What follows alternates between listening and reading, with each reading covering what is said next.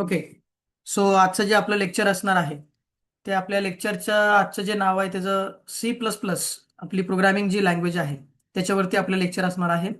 तर आता C++ मध्ये आपण आजचा जो भाग आहे तो आपण क्लासचा जनरल फॉर्म बघणार आहोत. ओके. क्लासचा जनरल फॉर्म म्हणजे काय असतो हे आपण आज बघणार आहोत. आजच्या आपल्या पॉईंटचं नाव आहे general form of class. General form of class. Okay. So हा आपल्याला पॉइंट आज शिकायचा आहे. तर जनरल फॉर्म शिकण्या अगोदर आपल्याला व्हॉट इज क्लास हे बघितलं पाहिजे. What is class? First of all what is class? What is class? Then what is class? तर सर्वात पहिल्यांदा क्लास म्हणजे काय? क्लासचा मला जनरल फॉर्म शिकायचा आहे आपल्याला आजच्या लेक्चरमध्ये. तर त्यापूर्वी आपण काय शिकणार आहोत? क्लास म्हणजे काय? क्लास हा एक डेटा टाईप आहे. ठीक आहे. क्लास हा एक डेटा टाईप आहे. Class is a user defined data type. ठीक आहे. तर बेसिकली C++ मधली जी पहिली कॉन्सेप्ट आहे तिचं नाव आहे क्लास. ओके. ही पहिली ऑब्जेक्ट ओरिएंटेड प्रोग्रामिंग कॉन्सेप्ट आहे. तर class is a user defined data type. Class is a user defined data type. It consists of data member, data member, access specifier, and member function. And member function. Okay, and member function. So first of all, हे मी explain करतो पहिल्यांदा की class म्हणजे actually काय आहे. तर class हा basically एक डेटा टाईप आहे. Class is a user defined data type. It consist of data member, access specifier and member function. याचा अर्थ काय बघा. क्लास हा एक डेटा टाईप आहे आणि तो 3 घटकांनी मिळून तयार झालेला आहे. त्यातला पहिला घटक आहे डेटा मेंबर. पहिल्या घटकाचं नाव काय? Data member.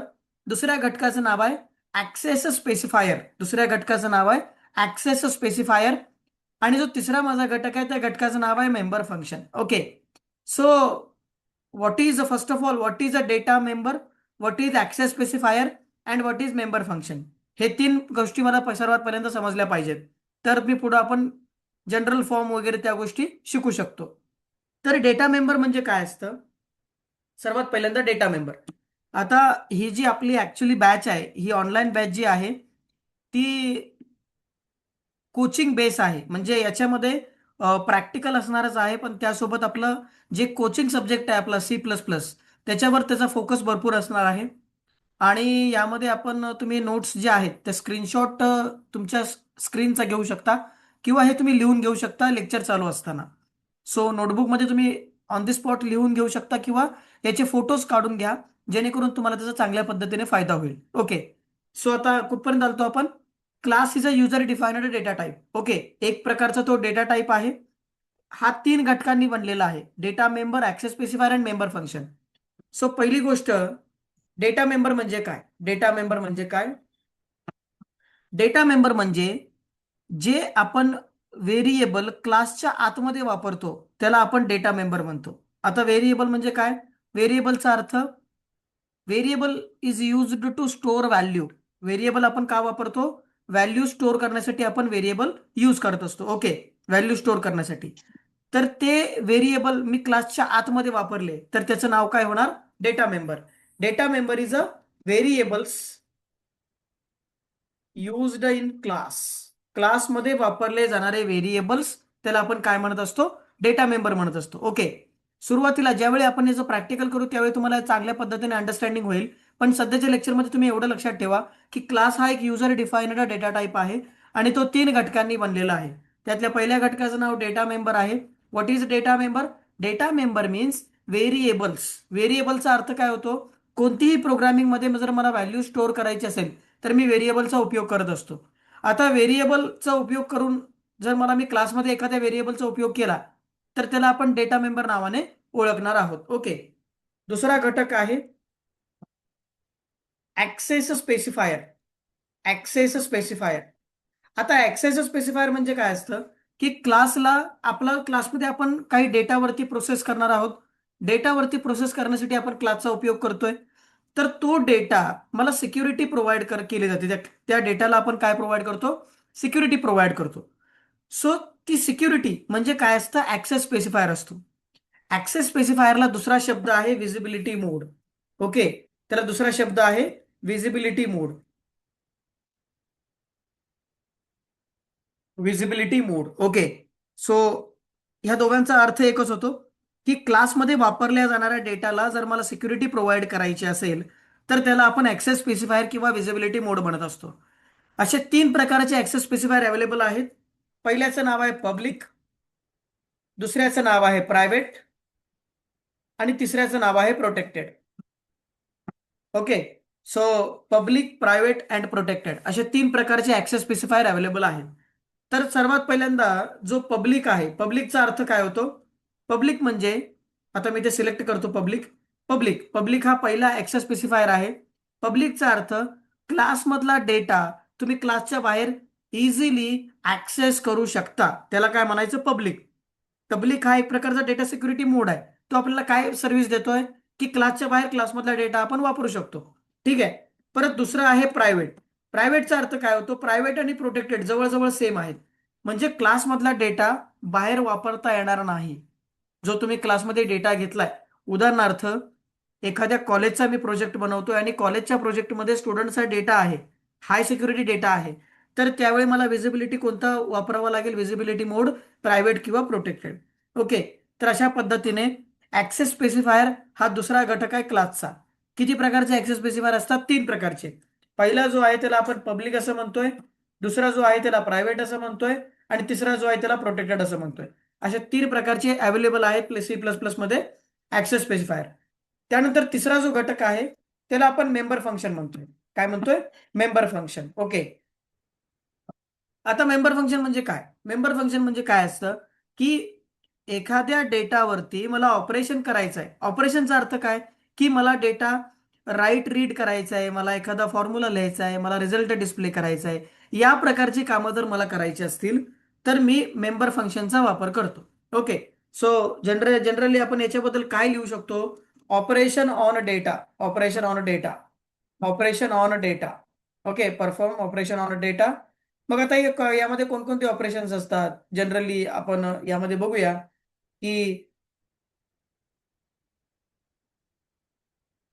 Right read variable, write read variable, त्यानंतर logic, logic implementation, logic implementation, त्यानंतर result display, result display, result display.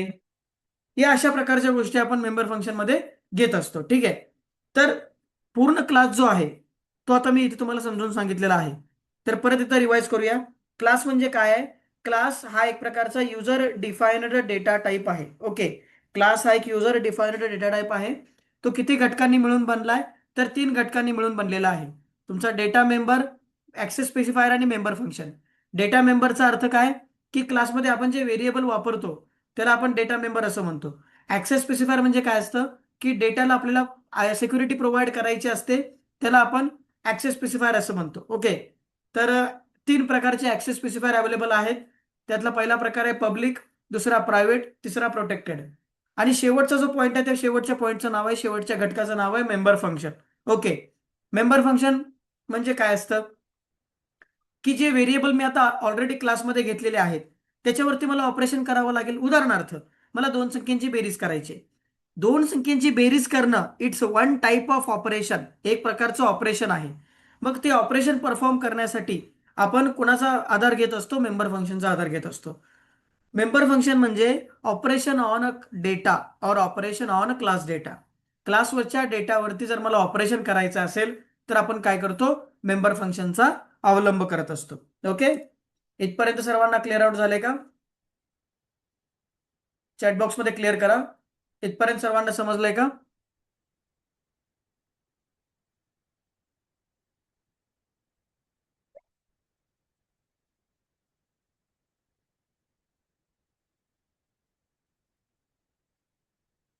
Okay. So तुम्हाला प्रॉपर अंडरस्टँडिंग झालेलं आहे.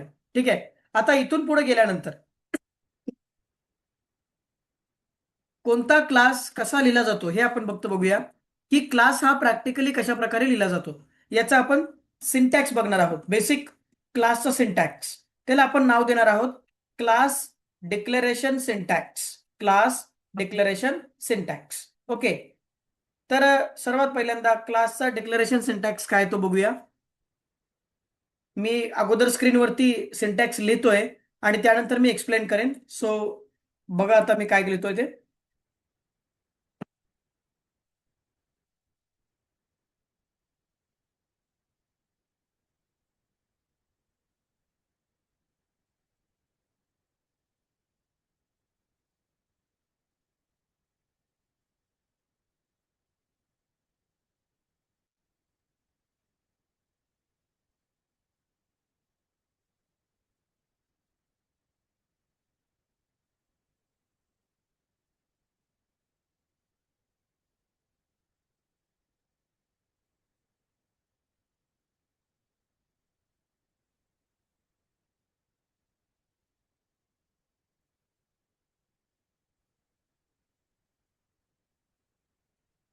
ठीक आहे. ओके. तर आता क्लास हा प्रॅक्टिकली कसा लिहिला जातो हे आपण बघणार आहोत आता याच्यामध्ये. क्लास तयार करण्यासाठी प्रॅक्टिकली सी प्लस प्लस मध्ये सर्वात पहिल्यांदा मला क्लास नावाचा इथे कीवर्ड लिहावा लागतो. ठीक आहे. त्यानंतर मला माझ्या क्लासला नाव द्यावं लागतं. आता क्लासला नाव कोणतं द्यायचं असतं? जनरली क्लासला आपण तेच नाव देतो ज्या प्रकारचा डेटा क्लासमध्ये आहे. उदाहरणार्थ, विद्यार्थ्याचा डेटा मला एखाद्या क्लासमध्ये भरायचा असेल तर त्या क्लासला नाव मी काय देणार आहे? स्टुडंट देणार आहे. एखाद्या टीचरची इन्फॉर्मेशन मला क्लासमध्ये भरायची असेल तर त्या क्लासचं नाव टीचर असेल. एखाद्या हॉस्पिटलचा डेटा मला ऍक्सेस करायचा असेल तर त्या क्लासचं नाव हॉस्पिटल असणार आहे. ओके. सो क्लासला नाव देताना आपण आपल्या मनाने द्यायचं आहे. मनाने याचा अर्थ युजर डिफाइन्ड ते नेम आहे, ते आपण आपल्या पद्धतीने देतो. पहिल्यांदा क्लास नावाचा कीवर्ड लिहायचा, त्यानंतर आपण आपल्या क्लासला नाव द्यायचं. Class name. आता याच्यामध्ये मी लिहिलंय बघा, data member 1 up to data member n. याचा अर्थ काय, की तुम्ही एकापेक्षा अनेक डेटा मेंबर आपल्या क्लासमध्ये वापरू शकता. डेटा मेंबरचा अर्थ जनरली मी सांगितलाय व्हेरिएबल्स. जे प्रोग्राम करण्यासाठी मला व्हेरिएबल्स लागतात ते व्हेरिएबल्स आपण यामध्ये घेतोय. आणि व्हेरिएबल्स आपले ज्यावेळी क्लासच्या आतमध्ये जातात त्यावेळी त्यांना नाव दिलं जातं data member. Okay. Basic basic rule आहे की एखादा व्हेरिएबल क्लासच्या आतमध्ये गेला की तो झाला डेटा मेंबर. ठीक आहे. पण कॉन्सेप्ट सेम आहे. ऍक्च्युली काम सेम करणार आहे. तेच काम तो व्हेरिएबल आत गेल्यावरती पण करणार आहे, पण नाव चेंज आहे. ओके. नाव second one access specifier. Access specifier. इथे मला ऍक्सेस स्पेसिफायर वापरायचं आहे. ऍक्सेस स्पेसिफायर आपण तिघांपैकी इथं एक कोणताही मेन्शन करू शकतो. तिने एकदम वापरण्याची परवानगी नाहीये. तुम्ही एकतर इथे ऍक्सेस स्पेसिफायर पब्लिक लावा किंवा प्रायव्हेट लावा किंवा प्रोटेक्टेड लावा. अदरवाईज तुम्ही प्रोग्राम हा करू शकत नाही. जर तुम्ही कोणताच ऍक्सेस स्पेसिफायर घेतला नाही तर इथे बाय डिफॉल्ट तुम्हाला प्रायव्हेट डेटा ह्याचा तयार होणार आहे. सपोज मी आता इथे ऍक्सेस स्पेसिफायर लिहिलेला आहे, तर जर मी इथे कोणताच ऍक्सेस स्पेसिफायर लिहिला नाही तर ऑटोमॅटिकली हा डेटा काय होणार आहे? प्रायव्हेट डेटा होणार आहे. ओके. हे तुम्हाला लक्षात ठेवायचं आहे. तिसरं आहे member function 1 up to member function n. इथे सुद्धा मेंबर फंक्शन, एकापेक्षा अनेक मेंबर फंक्शन आपण एका क्लासमध्ये घेऊ शकतो. आणि मेंबर फंक्शनचा एकच वापर केला जातो, तो म्हणजे डेटावरती ऑपरेशन करण्यासाठी. ओके. डेटावरती ऑपरेशन करण्यासाठी. तर आता इथे आपण घेतलेलं आहे की class name, data member 1 up to data member n, then access specifier member function 1 up to member function n. कोणताही क्लास अशा प्रकारे लिहिला जातो. आता हा झाला सिंटॅक्स. एक्झाम्पल कशा पद्धतीने असणार आहे बघा. आता मला याचं एक्झाम्पल घ्यायचं आहे. एक्झाम्पल घेताना मी डायरेक्टली आता इथे मला स्टुडंट नावाचा मी इथे क्लास बनवतोय बघा. स्टुडंट नावाने मी इथे क्लास बनवतोय. स्टुडंट नावाने क्लास बनवतोय. सर सर्वात पहिल्यांदा सिंटॅक्स प्रमाणे आपण जाऊया की सिंटॅक्सला आपण फॉलो करणार आहोत इथून पुढे. So first one, right class then your class name. My class name is student class then opening curly bracket. First one mention data member. Okay. आता क्लासमध्ये स्टुडंट नावाचा क्लास आहे म्हटल्यानंतर कोणता डेटा घ्यावा लागेल? सो बेसिकली मला पहिल्यांदा रोल नंबर घ्यायचा आहे, integer roll. Okay. First one integer roll then access specifier public is my access specifier. Then member function इथे घेतलेला आहे मी, void गेट. आता पहिल्यांदा वॉइड लिहायचं आहे आणि त्यानंतर गेट असं मी 2 मेंबर फंक्शन घेतलेले आहेत. ओके. सो या वॉइड गेट मेंबर फंक्शन मध्ये काय होणार आहे, डेटावरती ऑपरेशन होणार आहे. Operation on a data, operation on a data, इथे मी कमेंट लिहितो, operation operation on a data. Then याच्यावरती मी लिहिणार आहे डेटा मेंबर, याला आपण काय म्हणतोय, डेटा मेंबर, डेटा मेंबर. आणि हा जो माझा आहे याला आपण काय म्हणतोय, ऍक्सेस स्पेसिफायर, याला आपण काय म्हणतोय, access specifier. Okay, access specifier. इथे मी 3 गोष्टी इथे मेन्शन केलेल्या आहेत. आता हा एक्झाम्पल झालं की मला स्टुडंटचा क्लास बनवायचा आहे. सेम एज मी अदर कोणताही क्लास बनवू शकतो. सपोज मला वाटलं सेकंड एक्झाम्पल घेऊया. Second example class, class employee. आता मला एखाद्या एम्प्लॉईची जर सॅलरी कॅल्क्युलेट करायची असेल तर मी सॅलरीचा क्लास घेतलेला आहे. याच्यामध्ये इंटीजर इंटीजर डेटा टाईप घेतला, याच्यामध्ये घेतलं सॅलरी नावाचं मी व्हेरिएबल बनवलेलं आहे. ठीक आहे. देन इथे परत घेतलं पब्लिक, पब्लिक, त्याच्यानंतर wide put. Okay, wide put. आता हे जे वाईड गेट वाईड पुट आहे आपण आपल्या आपण हे युजर डिफाइन्ड नाव आहे. या ठिकाणी तुम्ही कोणतंही नाव घेऊ शकता. डोंट वरी. फक्त तुम्हाला याचा रिटर्न टाईप काय घ्यायचं,